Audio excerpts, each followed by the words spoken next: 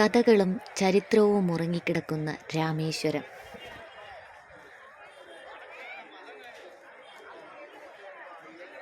Engineering വിസ്മയങ്ങളിലൊന്നായ Pamban പാലം.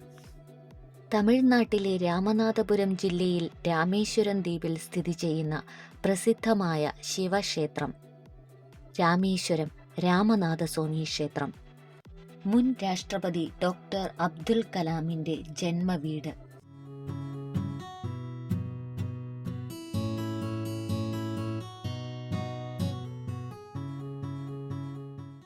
Hello everyone, welcome to the video. ഒട്ടും late ആകാതെ നമുക്ക് വീഡിയോയിലേക്ക് പോകാം. തമിഴ്നാടിൻ്റെ ഓരോ ദൃശ്യവും മനോഹരമാണ്. വയലാണെങ്കിലും മലയാണെങ്കിലും കാറ്റാടി പാടമാണെങ്കിലും എല്ലാം. അങ്ങനെ ഞങ്ങൾ ഓരോന്നും കണ്ട് രാമേശ്വരം പാമ്പൻ പാലത്തിനടുത്തെത്തി. ഇതിൻ്റെ ചരിത്രം പറയുവാണെങ്കിൽ, ബ്രിട്ടീഷുകാർ ഇങ്ങനെ ഒരു പാലം ഇവിടെ പണിയാൻ കാരണം ഈ രാമേശ്വരത്തിൻ്റെ ഏറ്റവും കിഴക്കായി കിടക്കുന്ന ഒരു തുരുത്താണ് ധനുഷ്കോടി. അപ്പോൾ ആ ധനുഷ്കോടിയിൽ നിന്നും ശ്രീലങ്കയിലേക്ക് സീ റൂട്ട് വഴി ഏകദേശം 16 കിലോമീറ്റർ മാത്രമേ ഉള്ളൂ. 1964 ചുഴലിക്കാറ്റിൽ ഈ പാമ്പൻ പാലത്തിന് മുകളിലൂടെയാണ് തിരമാലകൾ ആഞ്ഞടിച്ചത്. അന്നതെല്ലാം നശിച്ചു. പിന്നീട് നമ്മുടെ മെട്രോമാൻ ഈ ശ്രീധരൻ സാറാണ് ഈ പാമ്പൻ പാലം പുതുക്കി പണിതത്. ഇപ്പോൾ ട്രെയിൻ രാമേശ്വരം വരെയുള്ളൂ. ഈ കാണുന്ന പാക് കടലിടുക്കിലൂടെ കപ്പലുകൾ വരുമ്പോൾ പാമ്പൻ റെയിൽ പാലം പൂട്ടഴിച്ച് ഗേറ്റ് തുറക്കും പോലെ ഇരുവശത്തേക്കും ഉയർത്തും. അടിയിലൂടെ കപ്പലുകൾ പോകും. പോയി കഴിഞ്ഞാൽ താഴ്ത്തി വീണ്ടും ചേർത്ത് വെച്ച് ട്രെയിനുകൾ കടന്നുപോകും. ഇതുവഴി ഒരു മാസം 10 കപ്പലുകളെങ്കിലും പോകും.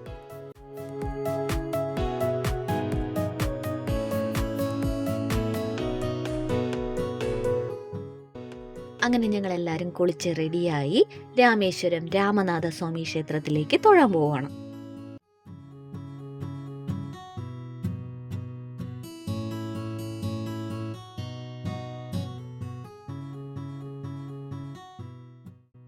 ഇന്ത്യയിലെ ഏറ്റവും വലിയ മഹാക്ഷേത്രങ്ങളിൽ ഒന്നാണ് ബേ ഓഫ് ബംഗാളിന്റെ തീരത്ത് സ്ഥിതി ചെയ്യുന്ന ഈ ക്ഷേത്രം.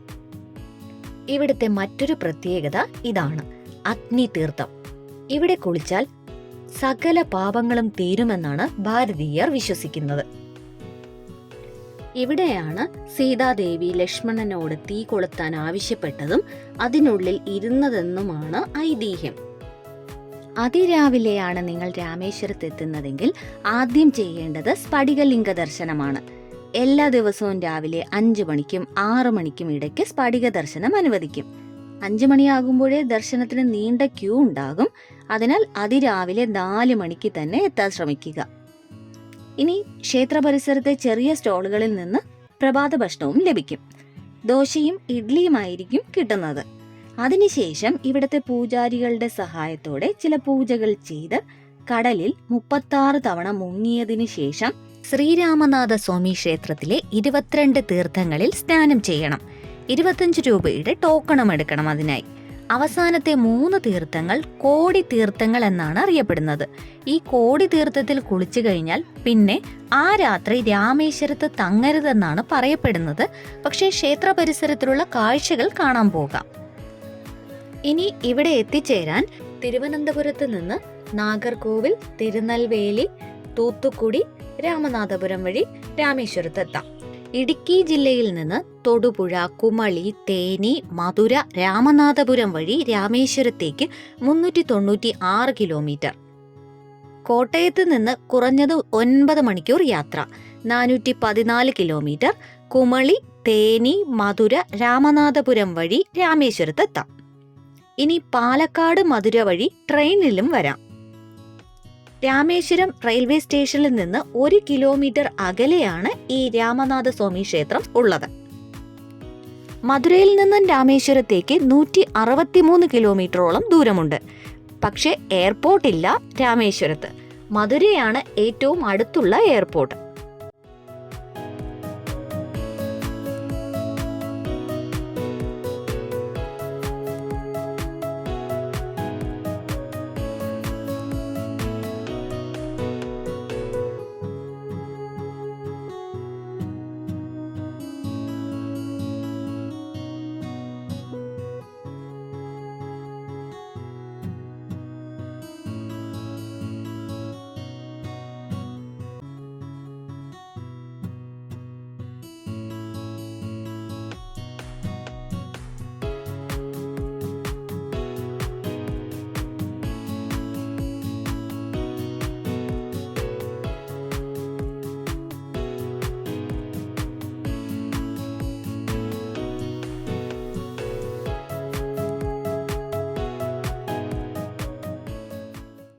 ലോകത്തിലെ തന്നെ ഏറ്റവും വലിയ ഇടനാഴിയുടെ പേരിൽ പ്രസിദ്ധമായ ഒരു ക്ഷേത്രം കൂടിയാണ് രാമേശ്വരത്തെ രാമനാഥസ്വാമി ക്ഷേത്രം.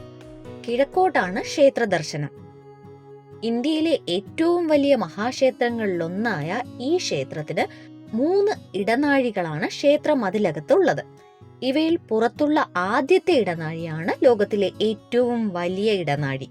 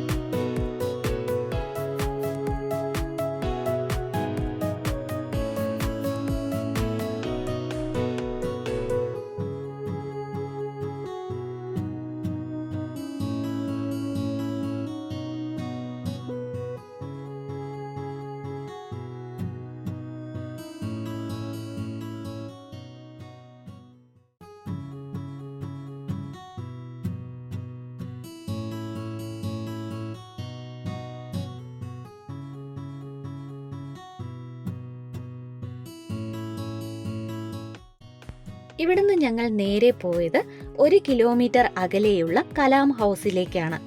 ഒരു സാധാരണ തമിഴ് ശൈലിയിൽ പണിത 3 നില കെട്ടിടം. ഇടുങ്ങിയ സ്റ്റെപ്സ് കയറി വേണം ഫസ്റ്റ് ഫ്ലോറിൽ എത്താൻ. അവിടെ കലാമിന്റെ പുസ്തകങ്ങളുടെ ഒരു വൻ ശേഖരം തന്നെ അടുക്കി വച്ചിട്ടുണ്ടായിരുന്നു. കലാമിന്റെ കവിതകളും വാക്കുകളും മനോഹരമായി തന്നെ അവിടെ പ്രദർശിപ്പിച്ചിട്ടുണ്ട്. ഭാരതരത്ന ഉൾപ്പെടെയുള്ള കീർത്തിമുദ്രകളും അവിടെ പ്രദർശിപ്പിച്ചിരുന്നു.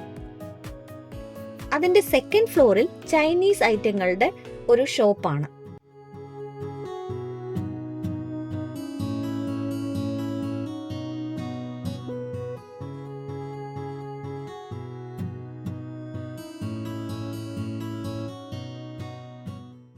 അങ്ങനെ കലാം ഹൗസും കണ്ട് ഞങ്ങളുടെ ഇന്നത്തെ യാത്ര ഇവിടെ അവസാനിപ്പിച്ചു.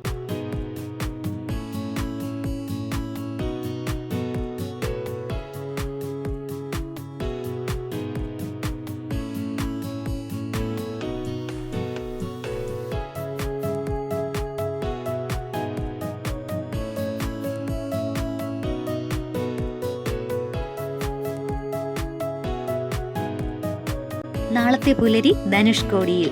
ധനുഷ്കോടിയുടെ കൂടുതൽ വിശേഷങ്ങളുമായി അടുത്ത വീഡിയോയിൽ കാണാം. അതുവരേക്കും എല്ലാവർക്കും നല്ലൊരു ദിവസം ആശംസിക്കുന്നു.